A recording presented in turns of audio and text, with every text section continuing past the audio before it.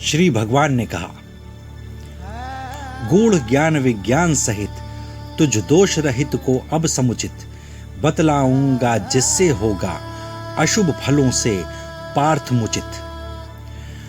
श्रेष्ठ ज्ञान यह सकल रहस्यों एवं विद्याओं का भूप है, प्रत्यक्ष लाभदाता अति सुगम पवित्र धर्म अनुरूप। जो इस श्रेष्ठ कर्म के प्रति नर श्रद्धावान न किंचित हैं, मुझे न पावह मृत्युलोक में होता सदा निवर्तित है। मुझ अव्यक्त से व्याप्त हो रही है हे सखे निखिल संस्कृति, मुझ में सब प्राणी पर मेरी नहीं पार्थ उनमें स्थिति।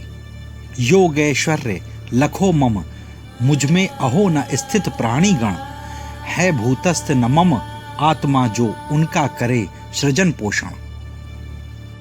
ज्यों व्यापक एवं महान मारुत सर्वदा गगन में है, त्यों प्राणी समूह भी हे कौन्ते प्रतिष्ठित मुझ में है। प्राणी समूह प्रकृति में मम होता कल्पांत तिरोहित है, तथा पुनः वह कल्प आदि में होता मुझसे विरचित है। सदा प्रकृति से पराभूत इस प्राणी वृंद को बारंबार रचता हूं हे पार्थ प्रकृति को मैं अपनी कर अंगीकार। उदासीनवत निरासक्त मैं इन कर्मों में स्थित हूं, अतः न इनसे हे भारत मैं होता कभी निबंधित हूं। प्रकृति चराचर को रचती है होकर मुझसे दिग्दर्शित, इसी हेतु होता रहता यह सारा विश्व विपरिवर्तित। जाने बिन मुझ जगदीश्वर का अर्जुन परम भाव अति गूढ़, मुझ नर्तन धारण करता को हीन समझ लेते हैं मूढ़। रखते हैं विमूढ़ भ्रामक एवं असुरों सी प्रकृति तथा, होते उनके सकल कर्म आशा एवं सब ज्ञान वृथा। पार्थ महात्मा जन लेकर निज दिव्य प्रकृति का अवलंबन, मुझे मान भूतादि क्षय रहित करते मम अनन्य पूजन। दृढ़व्रत यत्नशील मानव मम गाते हुए सतत गुणग्राम, भजते रहते नित्य युक्त वे मुहुर्मुहु कर मुझे प्रणाम। कोई ज्ञान यज्ञ से करते मुझ विराट का आराधन, सब कुछ वासुदेव हैं इस एकत्व भाव का कर साधन। तथा अन्य जन मुझको स्वामी और समझ निज को सेवक, भजते बहुविध मुझे मानकर रूप हमारे पृथक पृथक। मैं ही यज्ञ सुधा औषधि हूँ, मैं ही श्रौत क्रिया पद्धति, मैं ही मंत्र तथा घृत एवं मैं ही अग्नि तथा आहुति। ऋक यजुसाम वेद मैं ही, ओमकार वेद्य सबका धाता, तथा पितामह अखिल भुवन का मैं ही जगत पिता माता। गति भरता निवास प्रभु साक्षी एवं सबका प्रभाव प्रलय, हूँ निधान स्थान सुहृदमय एवं शरण बीज अव्यय। वृष्टि निरोधक तथा उत्सृजक एवं मृत्यु तथा अमृत, रवि समान मैं ही तपता हूँ, मैं ही हूँ सत तथा असत।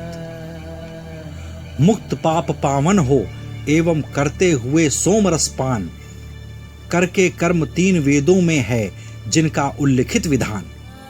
मुझे यज्ञ से अर्चित कर जो करते स्वर्ग हेतु विनती, इंद्रलोक पाकर करते हैं दिव्य भोग वे पुण्यव्रती।